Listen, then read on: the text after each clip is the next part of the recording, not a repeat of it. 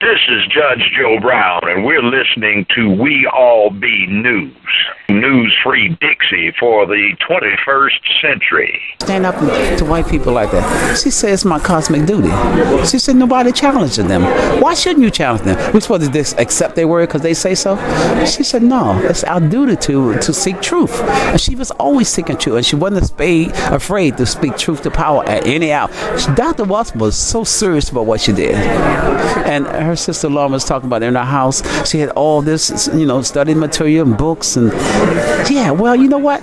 In my house, I have all kinds of books, all kinds of documentaries, just like my mentor, because that's what it takes. A lot of time we take things lightly, because that's what we've been programmed not to be serious about it. But she was serious about her mission. I couldn't, as her archivist, I couldn't be any less serious.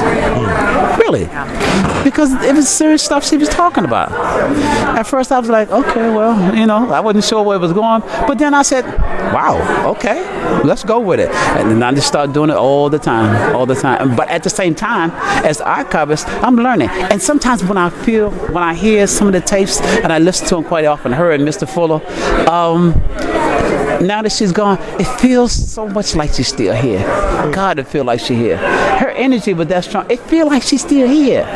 Every time I hear some of those tapes, and to hear Mr. Fuller, I remember when we used to be at the Howard Inn, where Mr. Fuller would be speaking, and Lauren and I, we'd be at the desk, because Lauren used to take the $10, and I'd be recording. So I'd come up. Mr. Fuller would be so funny sometimes. Lauren and I, we'd be at the door, we'd be cracking outside. I'd be leaning on her, she leaned on me. We would laugh. But he was, sometimes he put a little humor in it, but he was dead serious about what he was saying. I remember when you was a kid, and your mom would give you Castol or something, you put a little orange in it to make it taste good. That's what he did. But he was dead serious. And she loved him. She loved him, and she never got up to speak without mentioning Nellie Fuller. Wow. Pastor Wilson said that. Was he here today? No, he wasn't here. He's 86 years old. He's amazing. And when you call him, he'll talk to anybody. He talks to people from all over the world. You call him up, the first thing they said, hey, Mr. Fuller, how you doing? He says, I'm still learning.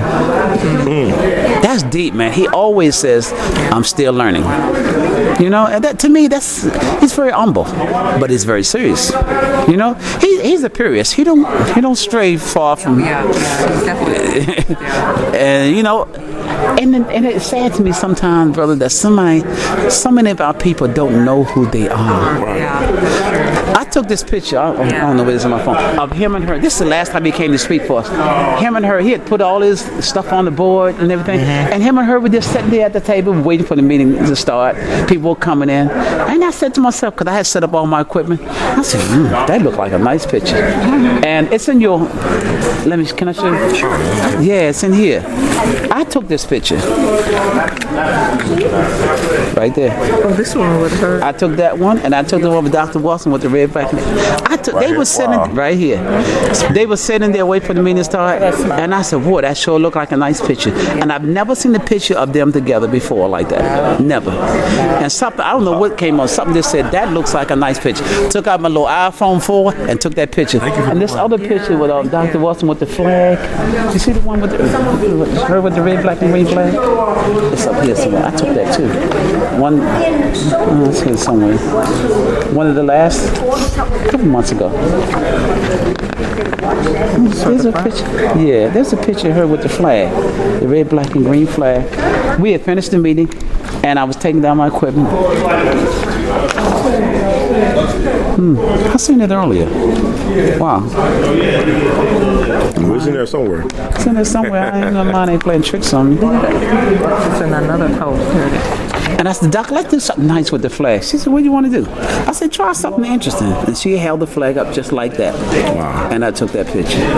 I was like, wow. And then she had on that black jacket. I was thinking about that red, black, and the green. Those are always my favorite colors. And she said, okay, well, let's try this. And I snapped the picture. Just like that. Well, actually, it's like people do look at Dr. Wilson, either they don't really know her or they look at her as like a goddess, like she's on a pedestal. Well, one good thing about her that people will be surprised to find out about Dr. Wilson that she liked or whatever.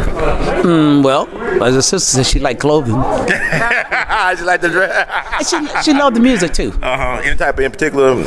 She loved music that make people think. She didn't like music that was loud and buzz. She said because you can't think. Yeah. That's what she used to say. Off the brain. Yeah, she said it would turn off the brain computer. Like jazz or something like that? Or? Yeah, she liked comment. Like when we started the meeting, when we would start the meeting in the evening time, I would always put in some nice jazz, something easy. Like I always played like what's his name, Coltrane or Lonnie Liston Smith. Yeah, something that conducive to thinking. Yeah. We'll close at 7:30. Oh wow. You got a car in the garage? Yeah. Oh man, going. Yeah, I'm waiting for my buddy. No, Yeah. they probably got a ticket on the street. Yeah.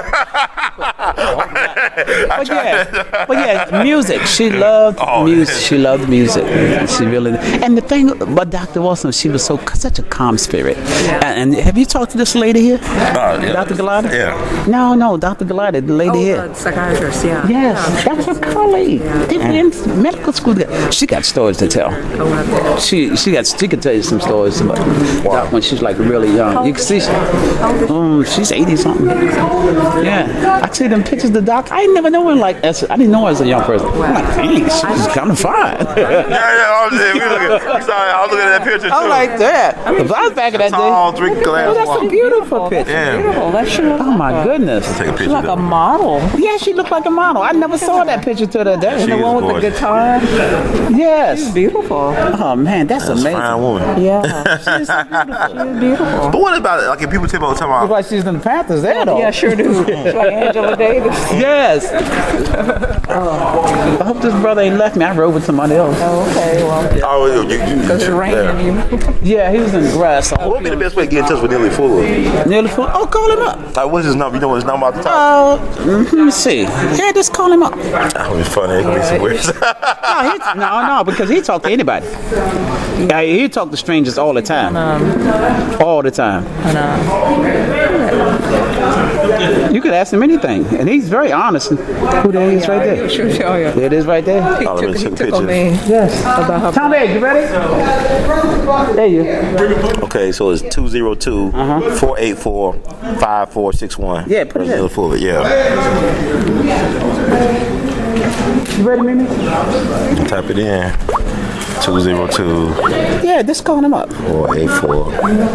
She used to, in the lectures, like on the tapes, she would give out his number. I like Mike I was Jones. like, wow. But you know what? It's a theory I got. First, I was like, the give out his number like that? Yeah, she does. The And he real don't public care. servants always get their phone numbers out some type of way. Yeah, he didn't care. Yeah. I mean, he didn't. Listen People to called separate lectures. I remember she talked about how Louis Armstrong. They used to ask Louis Armstrong back in the day. Said, "What's happening, pops?" He said he shook his head and he said, "The white man is still in charge." So he had an IQ of close to 300. I believe Louis Armstrong was brilliant. Brilliant, man. I read his letters. You ever read his letters? I read. Like, he ain't have no formal man. education. No formal education at all. To speak of. Why he But didn't go brilliant. back to New Orleans. Yes. He said, I'm They not did going to something. go He back did say there. that, and he's not buried there. No, he buried in New Yeah, York, he's right? born in New They York. want to take and use his name and everything else. They put the airport in his name, right?